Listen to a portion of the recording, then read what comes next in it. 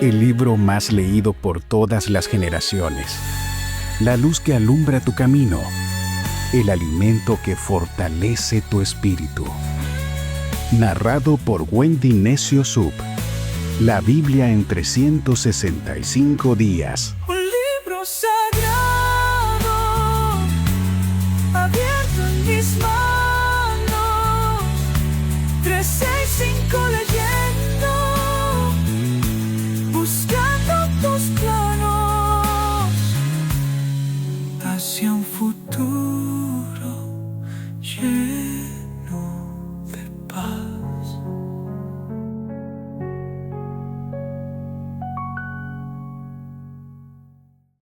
Día 4 de 365 días. Ya hemos empezado 3 días sumergidos en la palabra de Dios. Ahora continuamos con el día 4 para llenar aún más nuestra vida de la presencia de Dios. Recordemos lo que nos dice la Biblia en el libro de Mateo, capítulo 4, verso 4. No solo de pan vive el hombre, sino de toda palabra que sale de la boca de Dios. Muchos de nosotros alguna vez comenzamos con grandes resoluciones de leer la Biblia, pero con el tiempo las dejamos porque nos faltó perseverancia.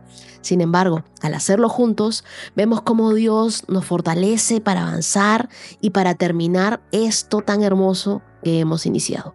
En este recorrido estamos explorando el Antiguo Testamento, un libro, comenzando con Génesis, y luego en el Nuevo Testamento el libro de Mateo. También estamos leyendo un salmo y un proverbio cada día. Son 4 capítulos al día. Los salmos se encuentran justo en el centro de la Biblia. ¿Qué te quiero decir con esto? Que tú abres tu Biblia a la mitad y vas a encontrarte con el libro de Salmos. Una vez que se terminan los 150 salmos, comienza el libro de Proverbios. Te recomiendo de una vez ir marcando todos los libros que estamos leyendo en este reto. Entonces, ¿qué te parece si me acompañas en una oración? Hoy, Dios, oro para que nos des sabiduría para comprender. Nos des la habilidad de poder encontrar los libros. Ayúdanos a conocerte. Ayúdanos a obedecerte, Dios. Danos convicción para continuar leyendo. Danos las ganas de querer avanzar a pesar de los obstáculos que se nos enfrenten. Danos la determinación para no quedarnos a mitad del camino. Que así como muchos pusieron en sus metas que querían conocerte más este año, cumplan con ese compromiso. Despiértanos, Dios, a buscarte, a encontrarnos contigo. Queremos leer, pero leer con emoción. Quita de nuestras vidas todo sueño, toda confusión, todo letargo, que se vaya y que venga tu sabiduría, que venga tu entendimiento, el conocimiento. Dame el don para compartir tu palabra. Te lo pido, Dios, en el nombre de Jesús. Amén. Y quiero darte unos cuantos tips para que tengas en tu tiempo con Dios. Reserva una hora y un lugar específico. Es decir, cada día tú y yo vamos a tener una cita divina con nuestro Creador. Así que sea un mismo lugar donde leas la Biblia, donde escuches este mensaje y trates de tener siempre la misma hora y el lugar específico. Lo segundo, elimina toda distracción. Pon tu teléfono en modo no molestar para que no te entre ninguna interrupción, para que no te entre ninguna llamada, ningún mensaje que te saque de tener este tiempo con Dios. Tercero, coloca música de adoración para que antes de comenzar le entregues tus cargas a Dios. Te voy a dejar un playlist de Spotify que va a poder acompañarte, que me ayuda mucho a mí a entrar en este tiempo de oración. Cada vez que terminemos, reflexiona en silencio y pregúntate, ¿qué me dijo Dios hoy? Y me gustaría también que ores según aquello que Dios te enseñó. Ora por tus peticiones. Y si necesitas oración, escríbeme y voy a estar orando contigo. Recuerda que si algo merece tu preocupación, también merece tu oración. Sigamos creciendo juntos en este reto de la Biblia. Las lecturas para el día de hoy son Génesis, capítulo 8, hasta el capítulo 10, hasta el verso 32. Mateo, capítulo 4, desde el verso 12 al 25. El Salmo 4, versos del 1 al 8. Y Proverbios, versos del 20 al 23. Comenzamos. Génesis 8, verso 1. Entonces Dios se acordó de Noé y de todos los animales salvajes y domésticos que estaban con él en la barca. Envió un viento que soplara sobre la tierra y las aguas del diluvio comenzaron a retirarse. Las aguas subterráneas dejaron de fluir y se detuvieron las lluvias torrenciales que caían del cielo. Entonces las aguas del diluvio se retiraron de la tierra en forma gradual. Después de 150 días exactamente, 5 meses después de que comenzó el diluvio, la barca se detuvo sobre las montañas de Ararat. 2 meses y medio más tarde, mientras las aguas seguían bajando, otras cumbres se hicieron visibles. Pasados otros 40 días, Noé abrió la ventana que había hecho en la barca y soltó un cuervo. El pájaro voló ida y vuelta hasta que las aguas del diluvio terminaron de secarse sobre la tierra. También soltó una paloma para ver si el agua se había retirado y si la paloma podía encontrar suelo seco. Pero la paloma no pudo encontrar ningún lugar donde posarse, porque el agua aún cubría la tierra. Así que volvió a la barca y Noé extendió su mano y metió a la paloma adentro. Después de esperar otros 7 días, Noé volvió a soltar a la paloma. Esta vez la paloma regresó a él por la tarde con una hoja de olivo fresca en su pico. Entonces Noé supo que las aguas del diluvio se habían retirado casi por completo. Esperó otros 7 días y volvió a soltar la paloma. Esta vez el ave no regresó. Ahora Noé tenía 601 años de edad. El primer día del nuevo año, 10 meses y medio después del comienzo del diluvio, las aguas del diluvio se habían secado de la tierra casi por completo.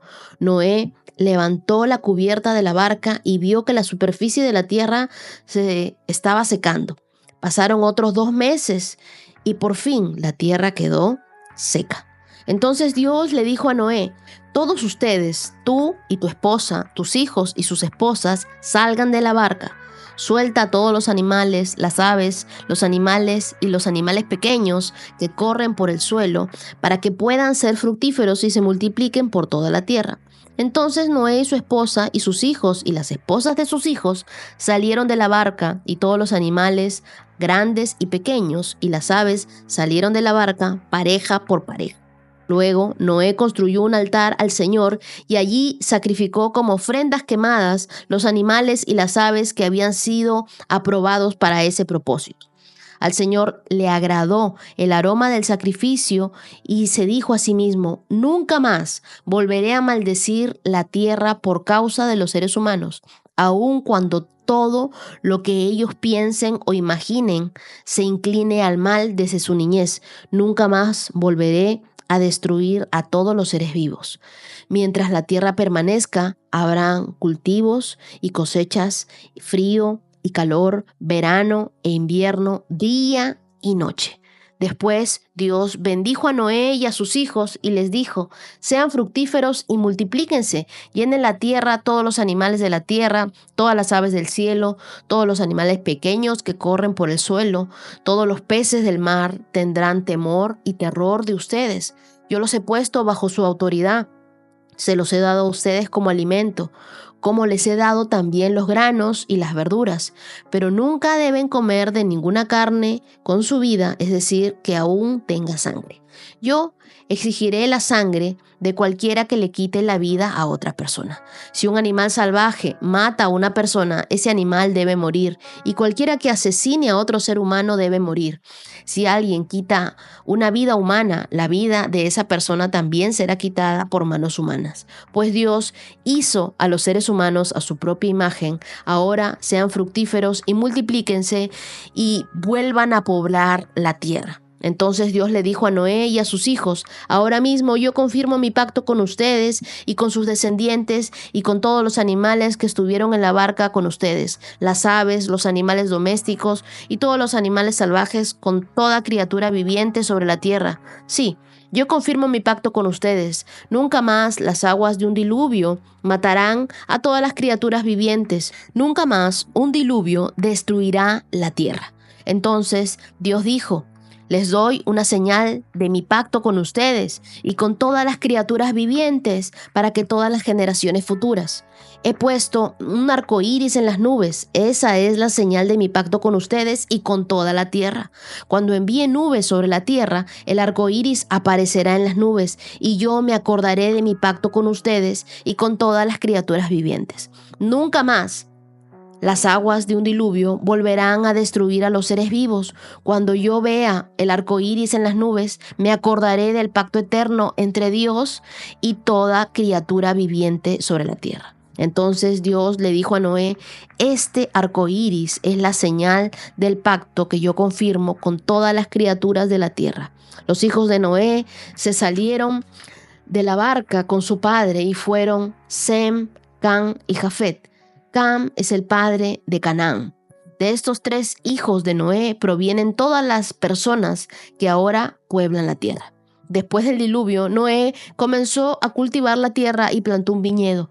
Cierto día bebió del vino que había hecho y se emborrachó y estaba recostado y desnudo dentro de su carpa. Cam, el padre de Canaán, vio que su padre estaba desnudo y salió a contárselo a sus hermanos. Entonces Sem y Jafet tomaron un manto, se lo pusieron sobre los hombros y entraron de espaldas a la carpa para cubrir a su padre. Mientras lo hacían, miraban por otro lado a fin de no ver a su padre desnudo.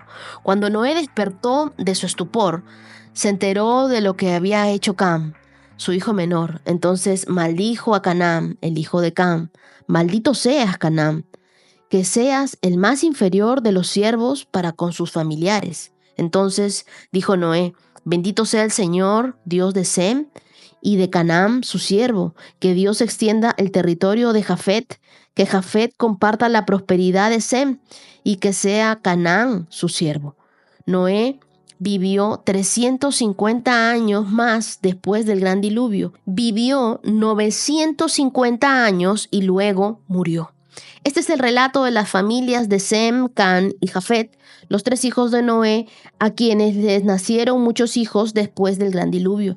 Los descendientes de Jafet fueron Gomer, Magog, Madai, Hadam, Tubal, Mesec, Tirás. Los descendientes de Gomer fueron Asenac, Rifat y Togarma. Los descendientes de Javán fueron Elisa, Tarsis, Kitim, Donanim. Los descendientes de ellos llegaron a ser pueblos marineros que se dispersaron por diversas tierras, cada uno identificado en su propio idioma, clan e identidad nacional.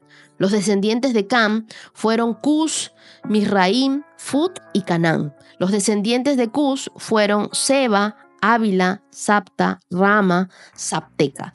Los descendientes de Rama fueron Seba y Dedán. Cus también fue antepasado de Nimrod, el primer guerrero heroico de la tierra, ya que Nimrod fue el mejor cazador del mundo. Su nombre llegó a ser proverbial. La gente decía: ese hombre es como Nimrod, el mejor cazador del mundo. Él construyó su reino en la tierra de Babilonia con las ciudades de Babel, Erec, Acab y Calne. Desde allí extendió su territorio a Asiria y construyó las ciudades de Nínive, Rehobot, Icar, Cala y Resén, la gran ciudad situada entre Nínive y Cala. Misraim fue antepasado de los ludeos, los anameos, los leavitas, los naftuitas, los patruceos, los casluitas, los cafloritas, de los cuales descendieron los filisteos. El hijo mayor de Canaán fue Sidón, antepasado de los sidonios. Canaán también fue antepasado de los hititas, los jebuseos, los amorreos, los gergeseos, los heveos, los acareos, los cineos, los arbadeos, los sermareos y los amateos. Con el tiempo, los clanes cananeos se dispersaron y el territorio de Canaán se extendió desde Sidón en el norte hasta Gerar y Gaza en el sur y por el oriente tan lejos como Sodoma, Gomorra, Adma, Seboim, cerca de Lasa. Ellos fueron los descendientes de Cam, identificados por clan, idioma, territorio e identidad nacional. También le nacieron hijos a Sem, el hermano mayor de Jafet. Sem fue antepasado de todos los descendientes de Eber. Los descendientes de Sem fueron Elam, Asur, Arfasat, Lut, Aram. Los descendientes de Aram fueron Uz, Ul, Geter y Mas. Arfasat fue el padre de Sala y Sala fue el padre de Eber. Eber tuvo 2 hijos. El primero se llamó Peleg, que significa división, porque durante su vida los habitantes del mundo estaban divididos en diferentes grupos según su idioma, y su hermano se llamaba Joktam. Joktam fue el antepasado de Almodad.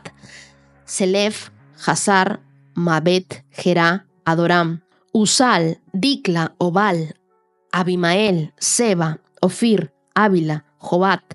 Todos ellos fueron descendientes de Joktam. El territorio que ocupaban se extendía desde Mesa hasta Sefar en las montañas orientales. Ellos fueron los descendientes de Sem, identificados por clan, idioma, territorio e identidad nacional. Esos fueron los clanes que descendieron de los hijos de Noé, ordenados por nación, de acuerdo con la línea de descendencia correspondiente. Todas las naciones de la tierra descendieron de esos clanes después del gran diluvio. Después de toda esta lectura, me imagino que por ahí me debo haber equivocado en algún nombre, pero continuamos leyendo con la mejor actitud. ¿Qué fue lo que en mi corazón resaltó mientras leía? El primer verso de Génesis 8, la parte 1, que dice: entonces Dios se acordó de Noé. Esto no significa que Dios se había olvidado de Noé, sino es una expresión de la fidelidad de Dios. Y es que Dios siempre interviene a favor de aquellos que ama. Y eso es lo que quiero decirte hoy. Dios no se olvida de tus oraciones. Aunque el silencio de Dios a veces parece largo, su plan siempre sigue en marcha. En los versos del 6 al 16 de este Génesis 8, vemos cuánta paciencia demostró Noé. Pasó 1 año él dentro de la barca.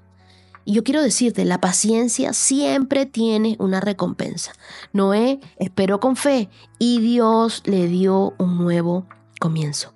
Dios nunca se olvida de quienes confían en Él. Y luego entramos a la parte de Génesis 9. El título es Dios confirma su pacto, porque Dios siempre establece un pacto. Y este pacto eterno que Dios establece con Noé, no solamente lo establece con Noé, sino también lo establece con su familia y con toda la creación. Verso 1 de Génesis 9, la Biblia dice: después Dios bendijo a Noé y a sus hijos. Cada vez que Dios te bendice, y cuando Dios bendice aquí a Noé, lo llama a fructificar.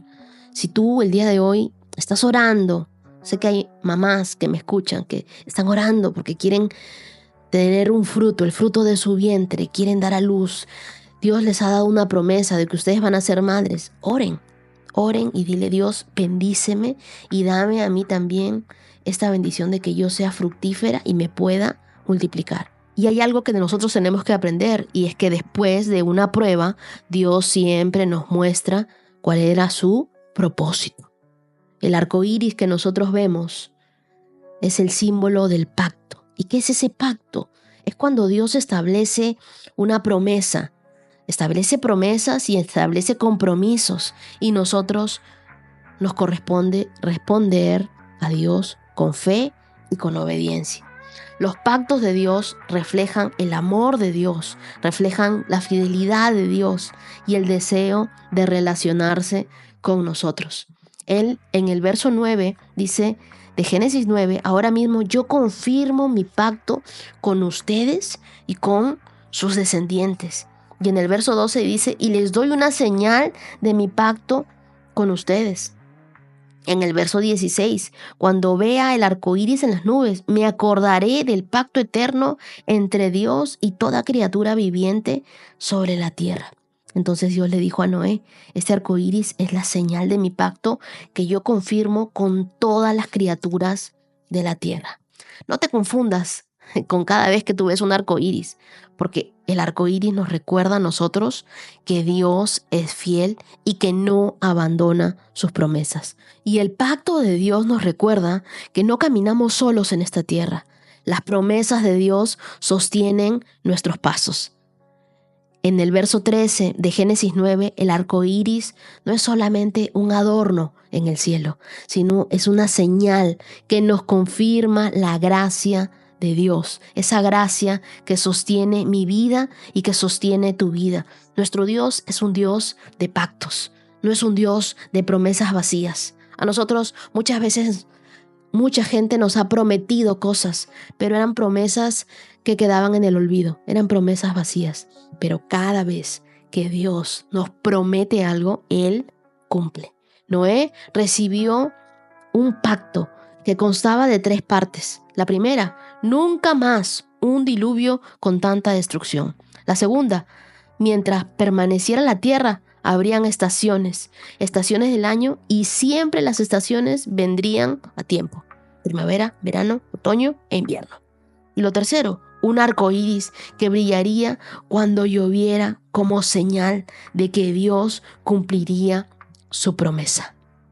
Así que arco iris, Dios es fiel, recuerda sus promesas y su pacto contigo y conmigo. Vamos ahora al libro de Mateo, capítulo 4, versos del 12 al 25. Cuando Jesús oyó que habían arrestado a Juan, salió de Judea y regresó a Galilea. Primero fue a Nazaret y luego salió de allí y siguió hasta Capernaum, junto al mar de Galilea, en la región de Zabulón y Neftalí. Así se cumplió lo que Dios dijo por medio del profeta Isaías. En la tierra de Zabulón y Neftalí, junto al mar, más allá del río Jordán, en Galilea, donde viven tantos gentiles, la gente que estaba en la oscuridad ha visto una gran luz, y para ellos que vivían en la tierra donde la muerte arroja su sombra, ha brillado una luz. A partir de entonces Jesús comenzó a predicar: arrepiéntanse de sus pecados y vuelvan a Dios, porque el reino del cielo está cerca. Cierto día, mientras Jesús caminaba por la orilla del mar de Galilea, vio a 2 hermanos, a Simón, también llamado Pedro, y a Andrés, que echaban la red al agua, porque vivían de la pesca. Jesús los llamó: vengan y síganme, y yo les enseñaré cómo pescar personas. Y enseguida dejaron sus redes y lo siguieron. Un poco más adelante, por la orilla, vio a otros 2 hermanos, Santiago y Juan, sentados en una barca junto a su padre, Zebedeo, reparando las redes, y también los llamó para que lo siguieran. Ellos, dejando atrás la barca y a su padre, lo siguieron de inmediato. Jesús viajó por toda la región de Galilea, enseñando en las sinagogas, anunciando la buena noticia del reino y sanando a la gente de toda clase de enfermedades y dolencias. Las noticias acerca de él corrieron y llegaron tan lejos como Siria, y pronto la gente comenzó a llevarle a todo el que estuviera enfermo, y él los sanaba a todos, cualquiera fuera la enfermedad o el dolor que tuvieran, o si estaban poseídos por demonios, o eran epilépticos o paralíticos, o numerosas multitudes los seguían a todas partes, gente de Galilea, de las 10 ciudades, de Jerusalén, de toda Judea, del oriente, del río Jordán. En Mateo 4:17 vemos que Jesús empieza su ministerio con el mismo mensaje de Juan. El mensaje era el mensaje del arrepentimiento, y él llama a cada corazón a volver al Padre. Pero quiero que notemos algo. Jesús elige una región despreciada para comenzar su ministerio. El lugar era Galilea. ¿Y por qué? ¿Por qué hace eso Jesús? Para demostrar que el mensaje que él compartía era un mensaje para todos. Galilea simboliza los lugares donde creemos que Dios no puede obrar. Galilea era un lugar poco probable donde Jesús pudiera hacer un milagro. Pero Dios elige los lugares comunes para hacer cosas extraordinarias. Y en los versos 20 al 23 en adelante, vemos cómo todos a los que Jesús llamó le respondieron con confianza, dejaron las redes y lo seguían de inmediato. Porque cuando Jesús te llama, Lo que tú dejes atrás no se compara con lo que Él te dará adelante. Cada vez que tú recibas un llamado de Dios para ser su discípulo, para seguirlo, no lo dudes. Avanza con fe. Y en los versos del 24 al 25, vemos que Jesús no solamente predicaba, sino también sanaba de cualquier enfermedad. Yo te pregunto, ¿tú estás creyendo en un milagro el día de hoy? Porque la Biblia dice que Él sanaba a todos, cualquiera fuera la enfermedad o el dolor que tuvieran, aún si estuvieran poseídos por demonios o si eran epilépticos o paralíticos. Dios quiere que tú experimentes su poder sanador. El día de ayer escuchábamos un testimonio de sanidad increíble. Y es que Jesús no solo sanó cuerpos, Él liberó a los oprimidos y restauró las mentes afligidas. ¿Qué es eso que tú ves incurable en tu vida? Cree que Dios tiene el poder para sanar. Me gustaría que tomes un momento y si necesitas una sanidad en tu vida, le pidas a Jesús que te sane hoy y lo creas con todo tu corazón. Salmo 4, versos del 1 al 8. Respóndeme cuando clamo a ti, oh Dios. Tú me declaras inocente. Libérame de mis problemas. Ten misericordia de mí y escucha mi oración. ¿Hasta cuándo, señores, arruinarán mi reputación? ¿Hasta cuándo harán acusaciones infundadas contra mí? ¿Hasta cuándo seguirán con sus mentiras? De algo pueden estar seguros. El Señor ha separado para sí a los justos. El Señor me responderá cuando lo llamen. No pequen al dejar que el enojo los controle. Reflexionen durante la noche y quédense en silencio. Ofrezcan sacrificios con un espíritu correcto y confíen en el Señor. Muchos dicen, ¿quién nos mostrará tiempos mejores? Haz que tu rostro nos sonría, oh Señor. Me has dado más alegría que a los que tienen cosechas abundantes de grano y de vino nuevo. En paz me acostaré y dormiré, porque solo tú, oh Señor, me mantendrás a salvo. En este Salmo 4 podemos tener alegría por la protección y la paz de Dios. Y saber que cada vez que tú le pides a Dios, respóndeme. Cuando clamo a ti, Dios te escucha. Él escucha tu oración. Él te libera de tus problemas. Cuando todo está oscuro, Dios es tu refugio. En el verso 3 dice, el Señor me responderá cuando lo llame. Deja entonces tus cargas en oración a Dios. Sin importar tu angustia o tu ansiedad, la misericordia de Dios es mayor. Cuando tu angustia aumenta, la misericordia de Dios se renueva cada día. Y para aquellos que no pueden dormir, el verso 8 dice, en paz me acostaré y dormiré, porque solo tú, Señor, me mantendrás a salvo. Cuando nosotros sabemos que Dios está a cargo, podemos descansar incluso en medio de la adversidad. En tus noches inquietas, entonces, recuerda que Dios es tu refugio seguro. Proverbios capítulo 1, versos del 20 al 23. La sabiduría hace oír su voz en las calles, clama en la plaza pública. La sabiduría clama a los que están reunidos frente a la entrada de la ciudad y a las multitudes por la calle principal. Simplones, ¿hasta cuándo insistirán en su ignorancia? Burlones, ¿hasta cuándo disfrutarán de sus burlas? Necios, ¿hasta cuándo odiarán el saber? Vengan y escuchen mi consejo y les abriré mi corazón y los haré sabios. Aquí en Proverbios vemos un llamado urgente a reflexionar sobre nuestras decisiones. La voz de la sabiduría siempre llega a través de la palabra de Dios. Por eso es que la estamos estudiando y por eso es que estamos buscando cada día alimentarnos más de la palabra de Dios. Verso 21 dice, la sabiduría clama. Dios siempre envía advertencias antes de una caída. Dios siempre nos advierte. Y me encanta las preguntas que comienza a hacer, porque dice simplones, ¿hasta cuándo? Burlones, ¿hasta cuándo? Necios, ¿hasta cuándo? Yo siento que muchas veces Dios con nosotros es así. Nos va preguntando, ¿hasta cuándo? ¿Hasta cuándo te espero? ¿Hasta cuándo te doy esta oportunidad? No debemos cerrar nuestro corazón a la corrección que Dios nos da. El verso 23 dice, vengan y escuchen mi consejo y les abriré mi corazón y los haré sabios. Entonces, acepta que necesitas cambiar y escucha a Dios y aprende de la sabiduría de Dios. Asegúrate de no rechazar la sabiduría que Dios te ofrece. Recibamos el consejo de Dios. Debemos estar dispuestos a escucharlo, porque la sabiduría tiene voz y es la voz de Dios. No seamos orgullosos pensando que nuestra sabiduría es superior a la de Dios.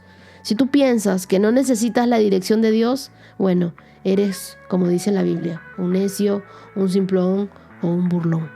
Todos necesitamos día a día la sabiduría de Dios, la dirección de Dios, la voz de Dios hablando a nuestras vidas. Reto cumplido, día 4 de 365 días. Lo logramos. Cada paso cuenta y juntos avanzamos a pasos firmes en este hermoso viaje con Dios. Nos vemos mañana para seguir sumando fe y aprendizaje. Recuerda que Dios es fiel.